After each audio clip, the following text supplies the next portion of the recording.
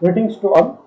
Larigo Namaskara and welcome to the session 1 of Unit 3 Reciprocating Machines for the course Machine Tool Technology for 4th semester Diploma of Mechanical Engineering pertaining to the course code 15ME 43T.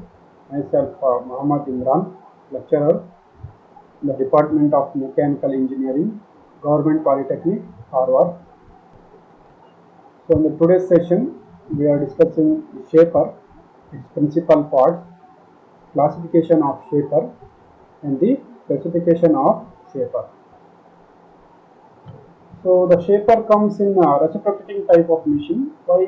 Why? Because it is called as reciprocate. Because here the tool carrying the ram carrying the tool reciprocates along the over the constant workpiece. So that's why it is called as reciprocating machine.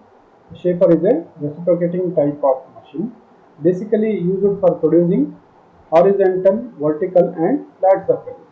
It may be horizontal flat surface, it may be vertical flat surface, or angular flat surface, and also it is used for cutting keyways, grooves, and gear cutting, etc. The shaper holds the single point cutting tools in the ram and the workpiece is fixed in the table. So this is the table here. Here it is having a T-slot. Here you can place the workpiece upon the table. This is the ram. The ram carrying a tool post. Here you can place the tool here.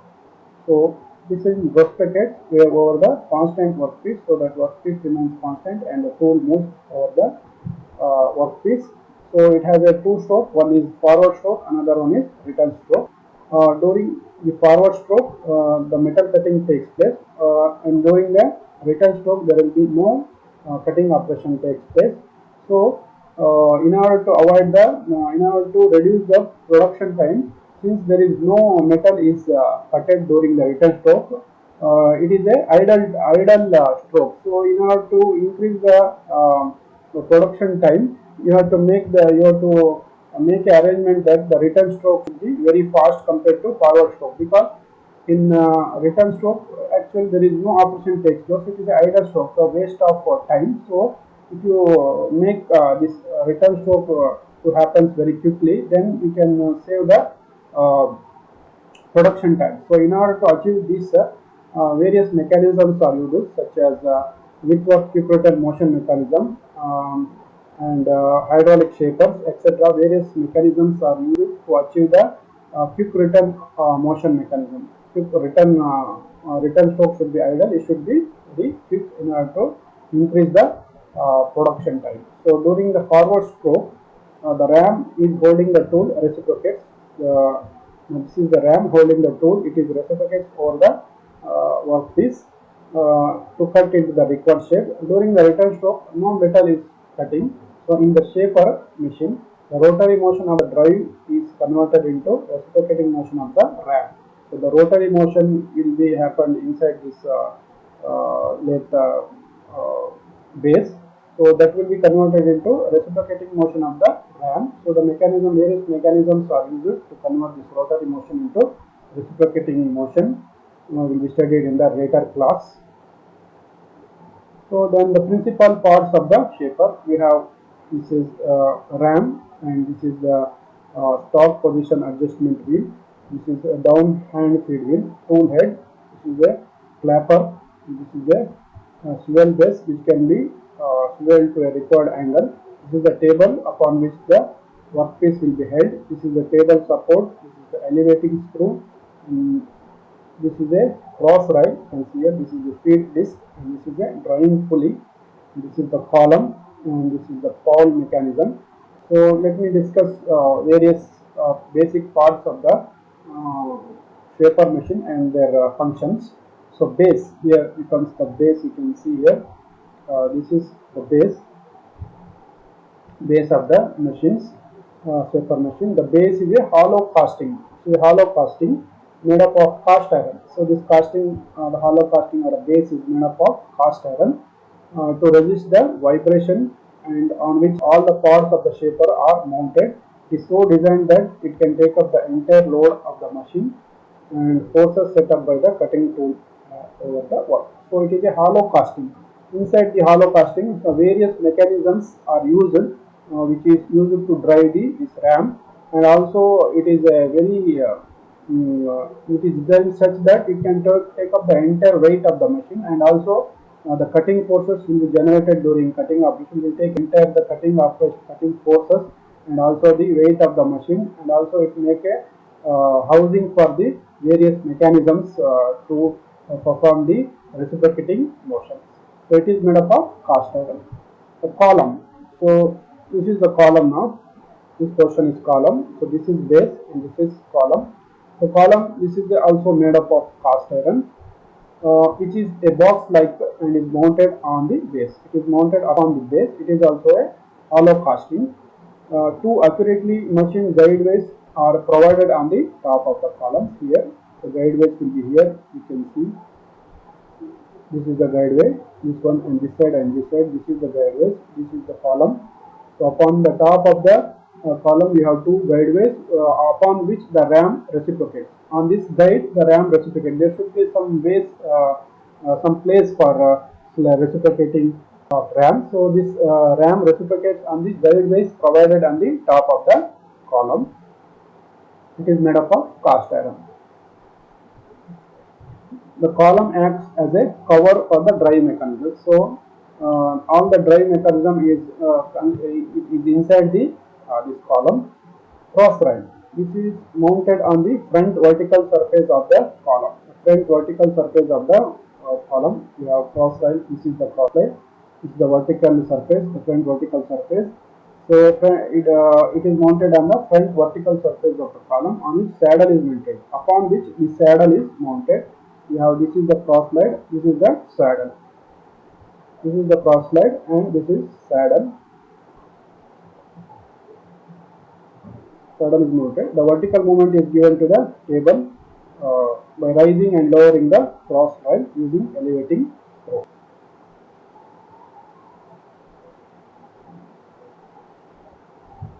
See, you have the guideways here for the movement of the cross rail. This cross rail can be moved up and down to give the workpiece to up or down the workpiece towards the tool. So this by moving this cross rail elevating screw, we can move the cross rail up and down according to the requirement of the workpiece.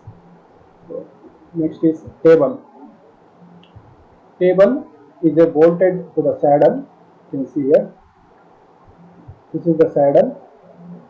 This is bolted to the this is the table. So table is this one. This is mounted to the bolted to the saddle. This is the saddle. It is bolted to the saddle.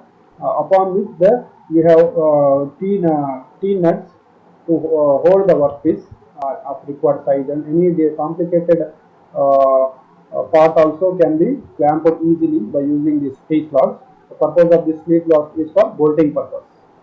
Bolting the workpiece heavily into the workpiece. Table is bolted on the saddle and receives the crosswise and vertical movement from the saddle cross rail. Bolts are used for clamping the workpiece on the top and sides. The table can be swelled at any required angle. This table can also be swelled at any required angle. The crosswise movement is given by this cross slide, and the linear movement is given by moving this table in direction.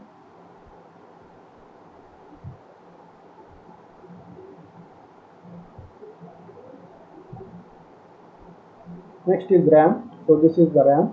The ram is the ram is the thing which converts the rotary motion of the drive mechanism into reciprocating motion. The end of the the left side end of the ram consists of tool post. This everything swell, clapper black swell base, and at the end of the ram we have tool post which carries the single point cutting tool. You can see here this is the tool. So it is carried by the tool post which is bolted to the left hand side of the ram. The ram converts the rotary motion of the drive mechanism into the reciprocating motion or linear motion of the tool. RAM reciprocates on the column guideways. It reciprocates on the column guideways provided on the column. On the top of the column you have guideways. So this guideways is used to reciprocate the RAM and carries the tool head with a single point cutting tool. The tool head is in the capper lock, which causes the cutting action. Only in the forward stroke the cutting action takes place, as I have earlier discussed. Only during cutting stroke only, during the forward stroke only the cutting action takes place. The return stroke is idle. Sliding movement of the tool and the reverse stroke of the ram. Tool head. So this is the tool head, you can see. So tool head carries the tool at the end of the this tool head. Tool head is clamped firmly in the front of the ram. It consists of tool slide, tool post. The tool head consists of tool slide and tool post. The tool post and clapper box. This is the clapper box, you can see here. The tool head can be swelled. So this tool head can be, you can see the angle here. It can be swelled with a particular angle for obtaining angular cuts on the workpiece. This tool head can be swelled to required angle for performing angular cut on the workpiece. Saddle. Saddle is mounted above the on the cross guide. So this is the saddle here. This is the saddle. It is mounted upon the cross guide.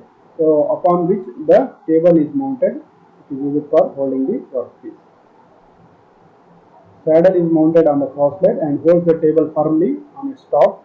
By rotating the cross feed screw, the saddle moves in the crosswise direction. Cross feed screw.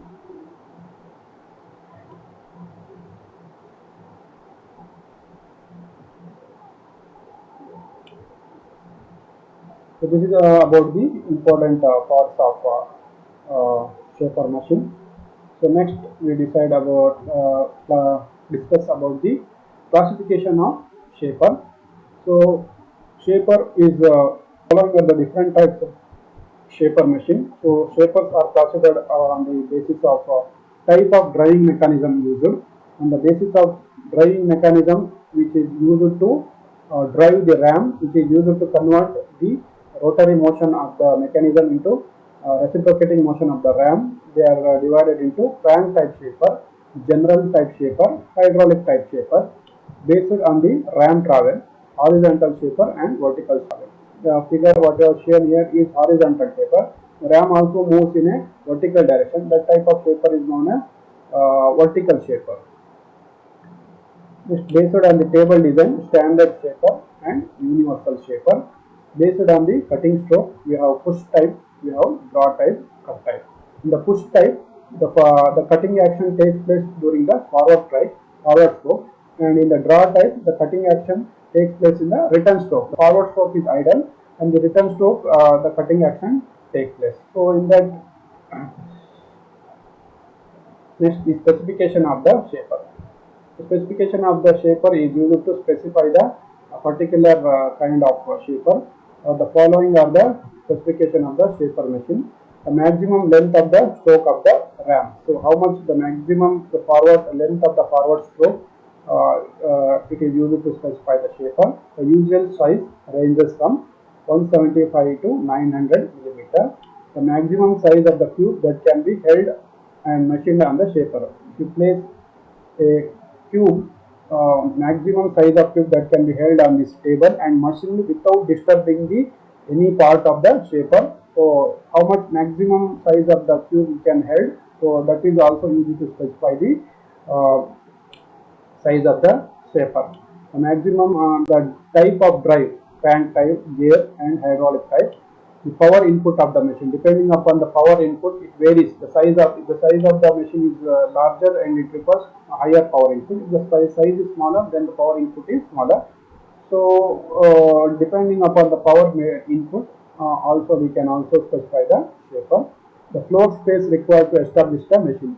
Total floor space required to install the machine is also used to specify the shaper machine. The small machine requires small area, whereas the larger machine requires larger installation area. Weight of the machine in tons, the total weight of the machine. The smaller machine usually have less weight and the larger machine usually have larger weight. The cutting to return stroke ratio, the ratio of cutting to 10 stroke ratio is also used to specify the shaper, and the angular movement of the table. So how much angle, 30 degree, 60 degree, some shaper have different angular possibility. So depending upon the maximum angle they can cut, it is also the shaper can also be specified. So before going to end this session, let us see some sample video of the shaper machine, so you can come to know the clear picture about the shaper.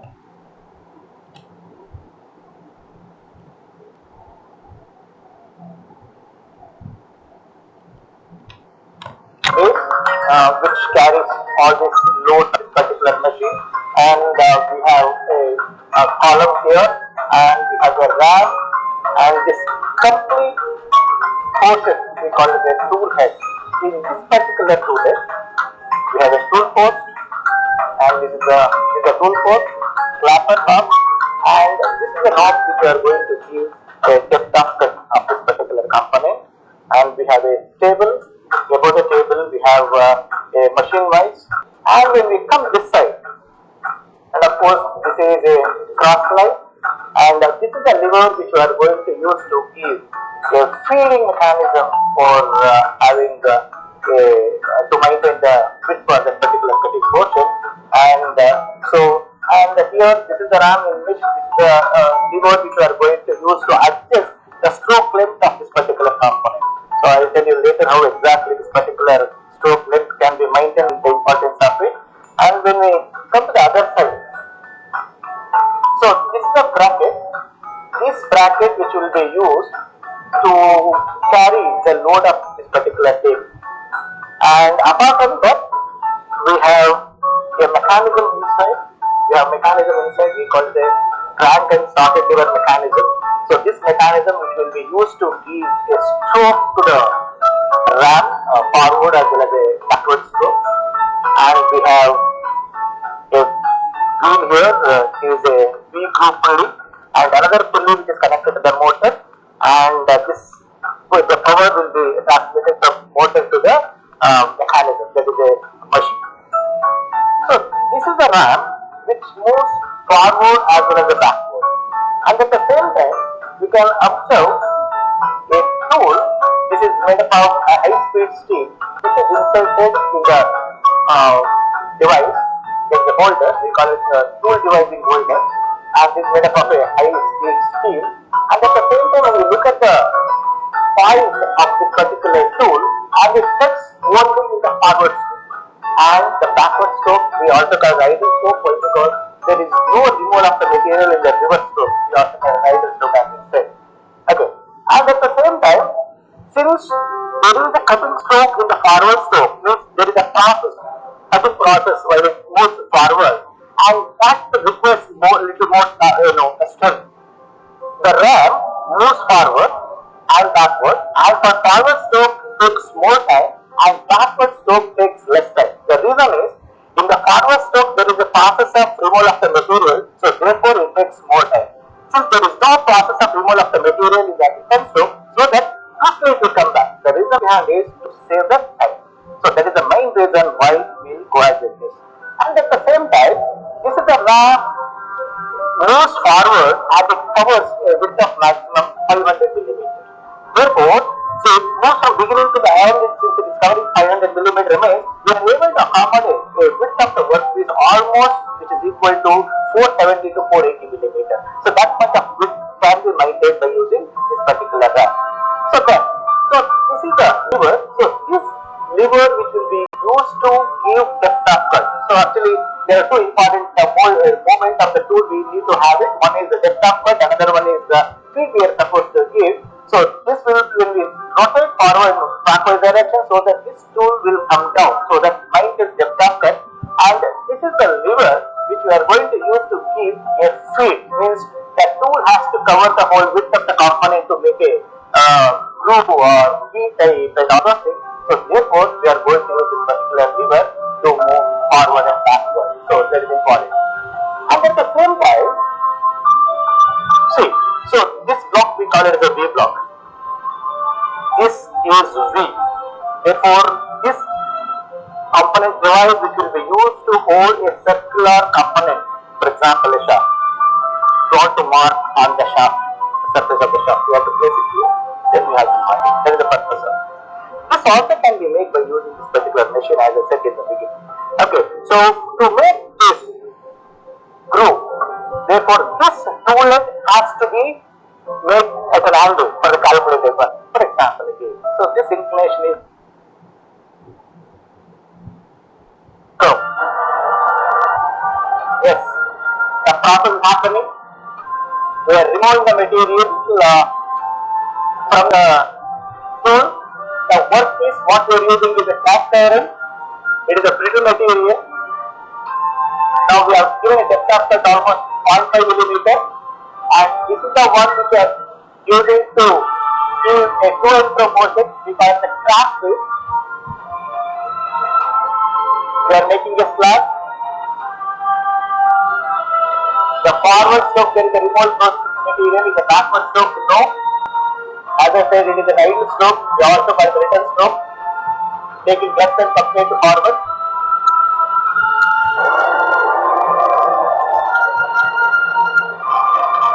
The process takes little more time. Since it is a metal cutting operation, so naturally it takes little more time.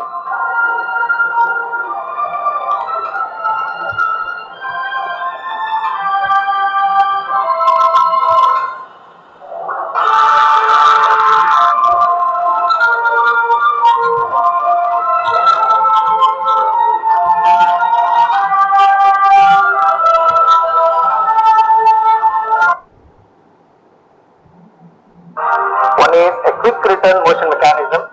We may ask you what is the mechanism and how it works. The maximum depth of cut can be given for the material. And we have a wish to give a automatic speed mode.